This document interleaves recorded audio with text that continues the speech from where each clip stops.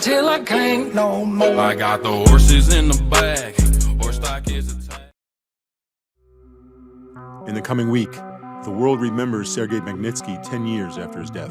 U.S. Secretary of Defense Mark Esper travels to South Korea, and Democratic Party presidential candidates hold their fifth debate in Atlanta, Georgia.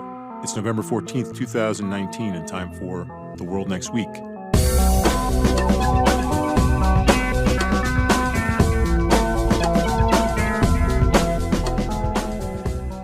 I'm Bob McMahon. And I'm Jim Lindsay.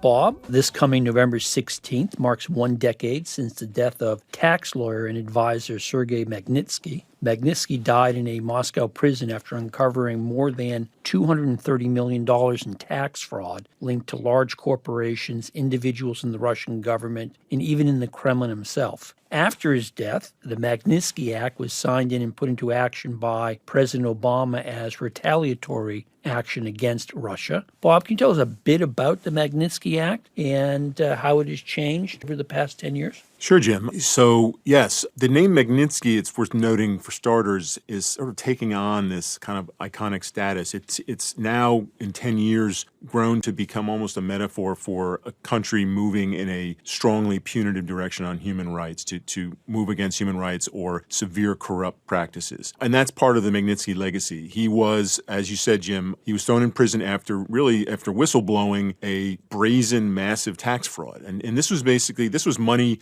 being robbed from the Russian people. He was flagging it in his service to the Hermitage Capital Management Company. It's a London-based company, the biggest foreign investment firm in Russia. And as has sometimes happened in such large firms in Russia, there was some malfeasance going on. And he found it, blew the whistle on it, thought he was doing the right thing. The authorities turned the tables on him, said, no, you were at fault here, and you were going to throw you in prison until you recant, basically, or admit your foibles. He was, by most accounts, tortured, left without treatment as his condition got gradually worse, and finally died in an isolation cell in a Russian prison. And his great champion was the CEO of Hermitage, a man named William Browder, an American, who has been championing him ever since, and through quite a feat, helped to sort of spearhead this Magnitsky Act with the help of bipartisan U.S. support in the U.S. Congress. The Magnitsky Act went into effect in 2012, and it was a smart sanction type of a vehicle that targeted... Can you explain a smart sanction? We often throw that term around. Right. Maybe we should clarify. So this is not saying, Russia, you did bad things to this person or in this place. We're going to slap the whole country with sanctions on, your exports of oil or whatever. This is saying we've identified 10 or 15 or 5 individuals who we believe to be specifically responsible for this gross abuse of justice and human rights. You are not going to be able to travel in these certain places where the U.S. controls travel. You will not be able to put your funds in these U.S. banking institutions, for example. So they're smart sanctions because they're trying to target the people you think are complicit rather than a broader part of society. Right. The impact is such, Jim, that the Kremlin was furious at this, it's safe to say. And in fact, knowing this was going to be the response, the Obama administration initially had pushed back against this act going into effect in 2012 because they were trying to pursue what was known as the reset in U.S.-Russian relations. And that didn't go too well. And such was a concern over what this was going to do, this move by Congress, that they vehemently fought against it, saw the writing on the wall, went ahead. This was widely supported in both houses of Congress. And one of the responses of President Putin in Russia was to cut off the adoptions of Russian children by especially American adopters. And Russia had become a popular source of adoptees in the United States. So again, sort of punishing Russians in a way for this. There were some other retaliations in years to come because the 2012 Magnitsky Act in the U.S. turned into, in 2016, the Global Magnitsky Act, which was inspired by this, the ability to take action against individuals anywhere who are seen as taking or making gross abuses of human rights. So we've seen this one of the most recent effects of this has been after the murder of Jamal Khashoggi in Turkey. A number of Saudis, although not the Saudi leader, but the number of Saudis were implicated in this, and they were wrapped up in the Global Magnitsky Act. So their ability to move and move money around and so forth is constrained because of this. You now have a number of countries that are adopting this type of legislation. You've had the Baltic countries, Canada, I think the UK has joined it as well. And there's a movement by some Russian reformist types, they're living in exile now, and Mr. Browder, who I mentioned, to try to get more countries to adopt this, including the European Union, which would be the big step. Do we have any sense that the European Union is going to move in this direction? The European Union needs to do these things by unanimous consent, and a country such as Hungary has put up its arms and said, no, we're not willing to go this far. Viktor Orban is close with Vladimir Putin, among other things. So the latest I've heard on that front is that they're going to need to go country by country through the EU to try to get this. Either it becomes de facto, most of Europe supports it, or they are able to prevail upon all the EU member states, and the EU would adopt it. That seems like a steep hill to climb, but they are apparently determined to move forward on it. So this act works largely because of America's outsized role in the international financial very community, much so. ability to sort of block or freeze money? Exactly. You have people in the Treasury Department who are in charge of this file and move forward on it. It's interesting to note that Magnitsky-type legislation moved forward even after President Trump took office, where there was some thought that there would be moves to protect Russian interests, and in fact Congress sort of redoubled its efforts on global Magnitsky legislation. Yeah, So, Congress is obviously in a different place when it comes to Russia than President Trump is. absolutely, yeah. Jim, I'm going to take us to a different place, specifically Northeast Asia, where U.S. Secretary of Defense Mark Esper is traveling in the next few days. He's beginning his trip in South Korea by attending the 51st U.S.-South Korea Security Consultative Meeting. And after that, he's going to travel to Thailand, the Philippines, and Vietnam. So, Jim, the purpose of this trip is? Purpose of the trip is for the Secretary of Defense, who's relatively new to the job, to go out and essentially reassure the allies that America is with them. In his various stops, he's going to be talking about some issues. You mentioned that he's beginning his trip in South Korea. Actually, if I'm looking at my watch correctly, they have probably wrapped up their meetings for the day. I haven't seen a readout of what came out of those conversations, but clearly one of the big issues on the table in his meetings in Seoul is this effort to renegotiate South Korean payments to the United States for U.S. troops being stationed there. Well known, President Trump has long argued that the allies don't pay enough. He wants them to pay more. A year ago, the United States and He said South the war Korea, games are expensive as well. Yes, he's also said that. And one of the things that came out last year was that the basing payment by the South Koreans increased to almost $1 billion. This was politically difficult in South Korea because there are many South Koreans who aren't happy to have American troops there. Remember also, President Moon represents a left or center-left government in South Korea. And just so people know, there's 35,000 U.S. troops in South Korea ballpark? I see usually about 30,000. 30,000, okay. And of course, you also have their dependents, lots of military contractors, and others. This is a very sizable American presence in South Korea, and it becomes very noticeable if you go to South Korea. But the deal struck last year was unusually just for 1 year. And of course, that year's up. You got to renegotiate. This time, the Trump administration came back and said it wanted $5 billion a year. That is a five-fold increase. And this has become a big political issue in South Korea. Now, there's a lot of debate about whether this is a real number or whether it's one that's sort of part of President Trump's long-standing negotiating strategy of asking for the moon and the stars and then accepting something far short of that. I think that's going to be greatly discussed, but it's clear the U.S. wants to get South Korea to pay more. South Koreans don't want to pay more. They say we pay an awful lot already, and they note that the United States is in South Korea not simply as mercenaries to help the South Korean government, because presumably the United States government for a very long time has seen its interests to be there. So that's going to be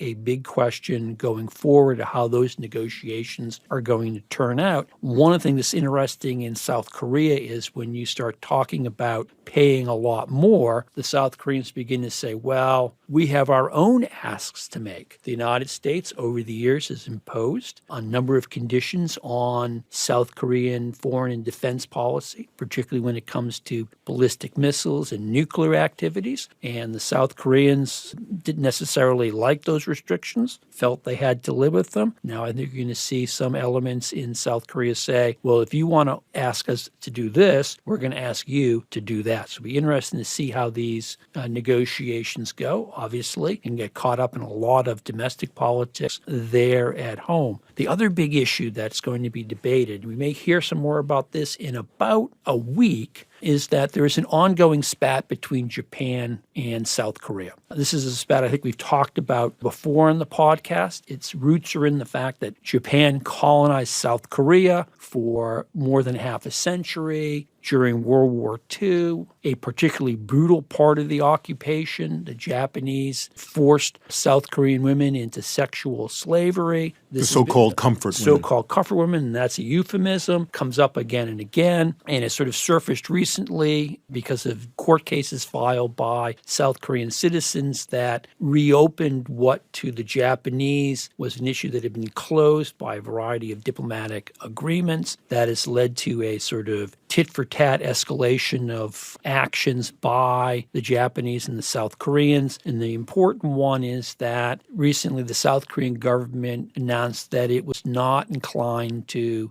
re-sign the so-called JSOMIA, the General Security of Military Information Act that governs the transfer of military information in cooperation between the two countries. This has gotten the United States very concerned because, again, the United States is a treaty ally with South Korea. It is a treaty ally with Japan. It would like to see its two allies get along and get together and cooperate militarily. And right now, relations between Seoul and Tokyo are at a pretty low ebb. Jim, I'm struck by the fact you haven't really mentioned North Korea yet. And yet, obviously, lots going on that front. Interesting dynamic there. I'm curious to get your view on where the South Korean, the leftist government you noted, stands on the latest developments there. While it's alarmed maybe at the U.S. basing demands, maybe it's a little bit more accepting of the sort of the soft approach of President Trump towards Leader Kim in North Korea. What do you think is going to come out of that aspect of this trip? Is Defense Secretary Esper presumably pressing that issue as well? Well, that portfolio seems to be located more in the State Department under the leadership of Secretary of State Mike Pompeo and Steve Biegun, who is the envoy for these issues. There's talk about resuming, I guess, what we would call working level talks between the United States and North Korea. It's unclear that those are going to produce anything. Again, the signal that Chairman Kim has sent is that if he's going to do a deal, he needs to do it with President Trump.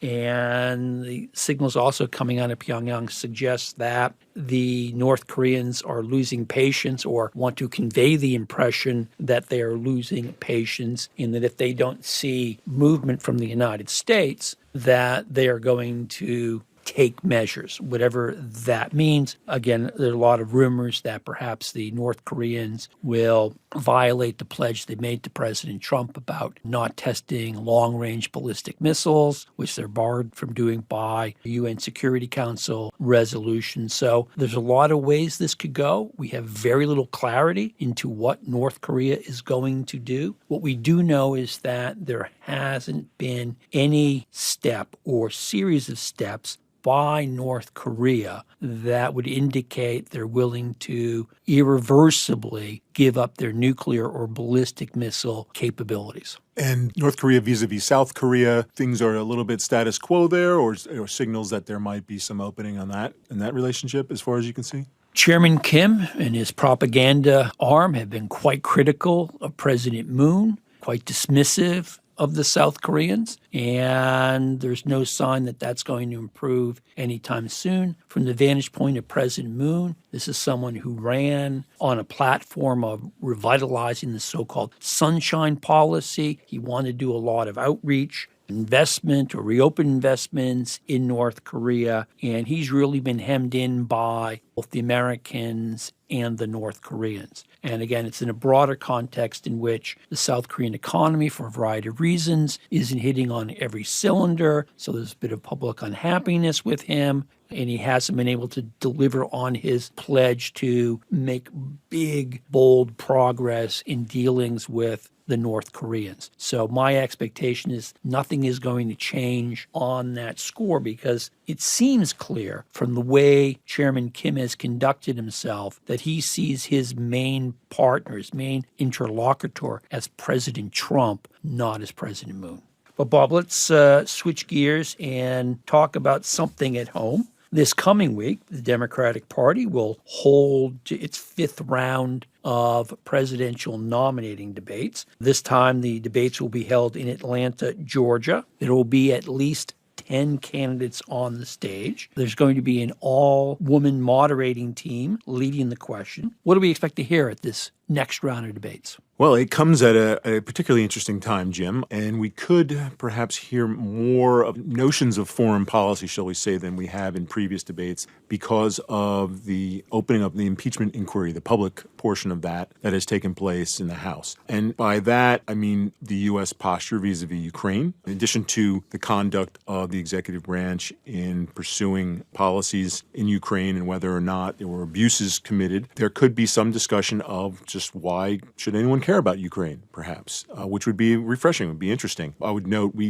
this past summer, Council on Foreign Relations posed questions to all the major candidates about a number of issues, including Russian policy vis-a-vis Ukraine, and we got about 15 responses. I would route people to those responses. Most of the people who will be up there on the stage in Atlanta responded to that. The responses mostly fit a pattern of the U.S. should be, standing up for and supporting Ukrainian sovereignty and territorial integrity and keeping a consistent posture towards Russia, that it won't accept any further sort of encroachments in that area, et cetera, et cetera. But there are also variations on just how much the U.S. should be doing to counter Russia there. So that could be a room for interesting debate. Again, we have not seen much by way of foreign policy encroaching on these debate stage, and there is the viral nature of the news cycle as it pertains to all things Trump would make you think that, again, that might elude us. The other interesting thing that's happened since previous debates is the Democratic field is growing again, Jim. It is, Bob? Deval Patrick, the former governor of Massachusetts, has thrown his hat in the ring. Okay, I have to just note at this point that at the beginning of this whole process, I committed myself to writing a profile of each candidate who entered the race.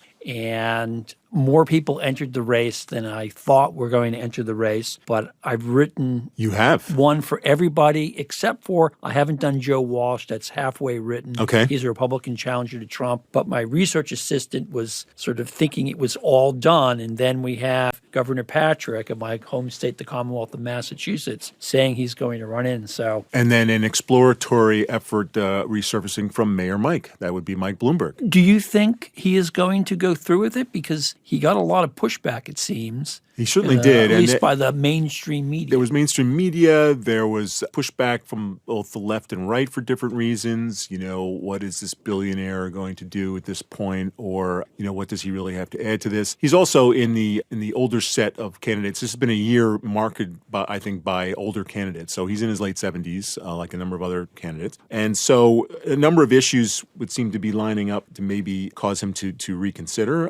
He's filed proper paperwork, I think, in 2 states where those deadlines were coming up. I know he did in Alabama. Alabama, and I think Arkansas, and I think those were places where Deval Patrick missed filing, but he's filed on time for New Hampshire, which is, of course, the important opening bellwether state. So, yeah, I think I would say we've seen some exploratory efforts before from both Mike Bloomberg, and we saw it from the founder of Starbucks, Mr. Schultz, before he backed out. We also saw it from Tom Steyer, who's in there, another very wealthy candidate, and he's going to be on the stage in Atlanta. If you live in Massachusetts, New Hampshire, Vermont, I think right now Tom Steyer is inescapable. That's what my parents tell me when they turn on the television. He seems to have bought up a lot of airtime. He's got quite the campaign. It's interesting to see, just noting some of the other people who will be there in Atlanta. Andrew Yang, the Yang Gang, as they're known, or his followers, are very avid and active on social media. And he's become a bit of a darling of the media as well, because he takes on seemingly all major requests for interviews. Has proven to be an engaging, thoughtful interviewee. He's known for his offer to, I think, create a payment for all families to get. It's a freedom dividend. Dividend. I forget the exact buzzword. Right. But he's a believer in what we would call, I guess, universal basic income, right. UBI. And then you have, Elizabeth Warren has come out and sort of doubled down on her tax-the-rich approach to funding all sorts of things, Medicare for all, education opportunities, and so forth. Bernie Sanders has his strong followers as well for many of the same reasons as Warren does. Mayor Pete, formerly mayor of South Bend, is very strong staying power as well. Right, but we still have more than 2 months before we get to the first actual nominating event in the great state of Iowa, where I had the pleasure of living for a dozen years and actually participating in Iowa caucuses. Just to go back to where you began, Bob, about foreign foreign policy, we probably should note in terms of the election that this week something on the order of 130 foreign policy luminaries came out and vouched for Vice President Joe Biden, and the Vice President released a new 30-second ad which touts his credentials in foreign policy and his depth of experience. I think implicitly, he doesn't actually say this, but I think part of the message is he has a lot of experience in this and his rivals on the Democratic side don't. Whether that's going to actually help him, whether in Iowa or New Hampshire, South Carolina, or anywhere else, I'm not so sure, since if you look at public opinion polls, most people most of the time don't rely on or think about foreign policy quite heavily in terms of who they choose for president. And I will note that if you go back to Jimmy Carter running in 1976, every president in winning his first election defeated somebody who had more experience in foreign policy, the only exception being George H.W. Bush. So that may give a sense of where foreign policy figures in how Americans vote. The other thing I would note we'll be watching for, at least people from our perch, is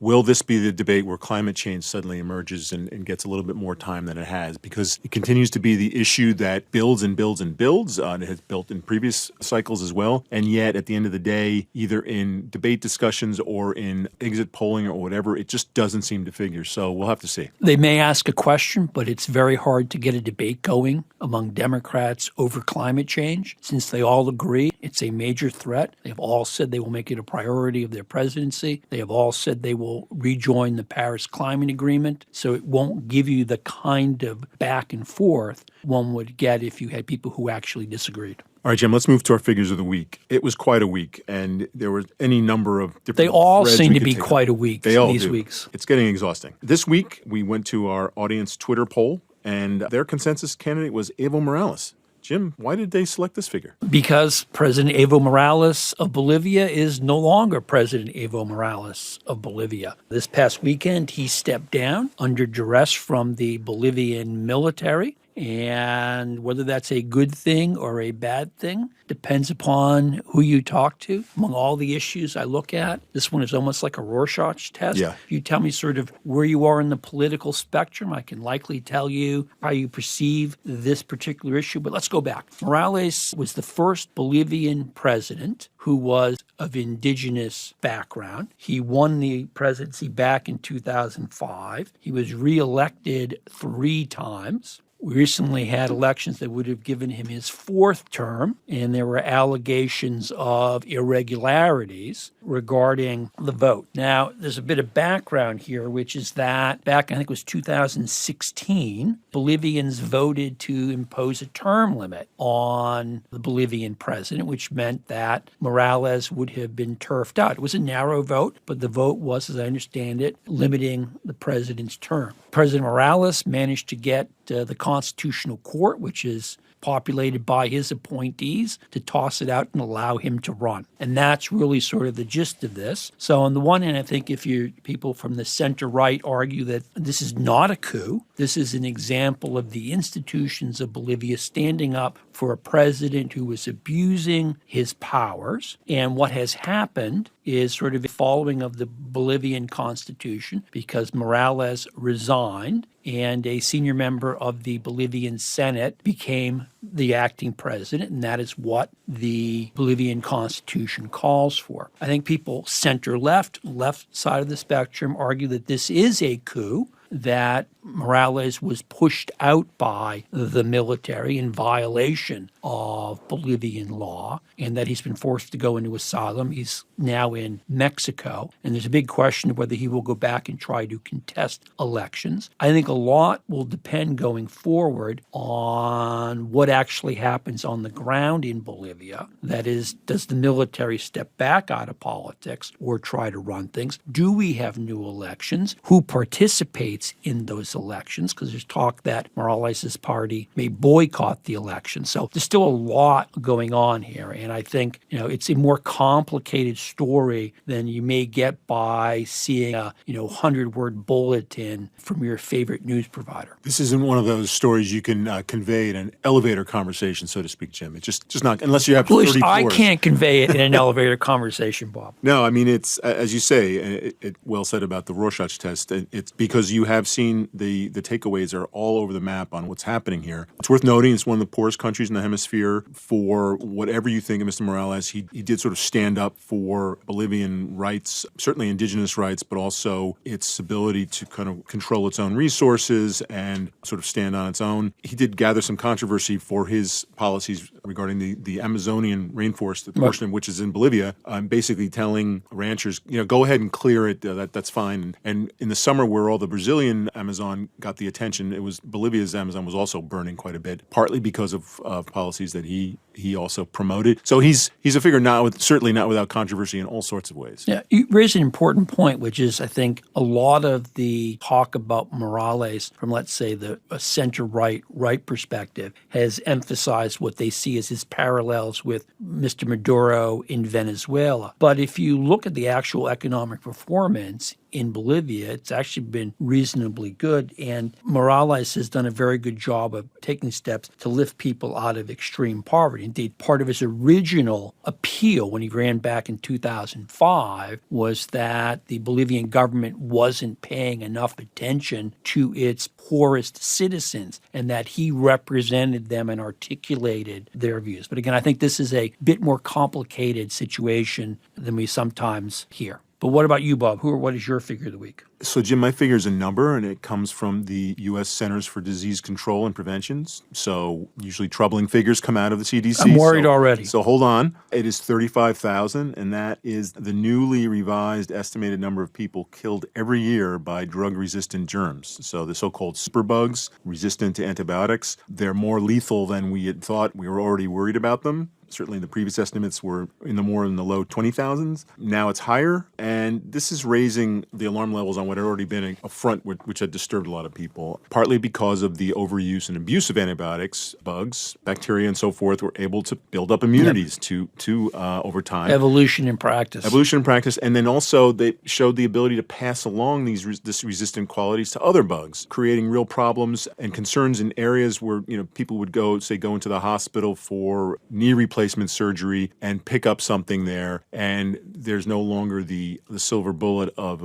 antibiotics to wipe it away. In fact, the bugs can resist that, and we've seen that happen. And it's quite an area of concern. There has been no new classes of antibiotics have been introduced in almost 3 decades. There's a lot of health labs scrambling to sort of figure out how to counter this. I heard an interesting report actually the other day on the radio I think it was NPR, about one of the new fronts is building up an ability for these bugs to be defeated in the gut in themselves, And so there's some novel approaches, but it again shines a light on an area where we thought we had kind of moved on, and we were sort of in the postmodern phase of dealing with certain bacteria in terms of post-germ world. In fact, they're coming roaring back, and they have a lot more resilience than we realized. By the way, these are just U.S. figures, Jim. The figures could be much higher worldwide. Well, this is an issue that's been flagged a number of years ago. But as you point out, we haven't seen changes in the actual use of antibiotics that is probably required. They're overused in many cases, where people start to take antibiotic regimens and then don't complete them, which also adds to the problem. So, I mean, this is a hard one to get a handle on. And I will note that issue of going 3 decades without a new class of antibiotics. This debate, I can't settle it, how much of that is because pharmaceutical companies aren't putting enough time and effort into it, and how much of it is because it's actually quite hard because we've already plucked the so-called low-hanging fruit.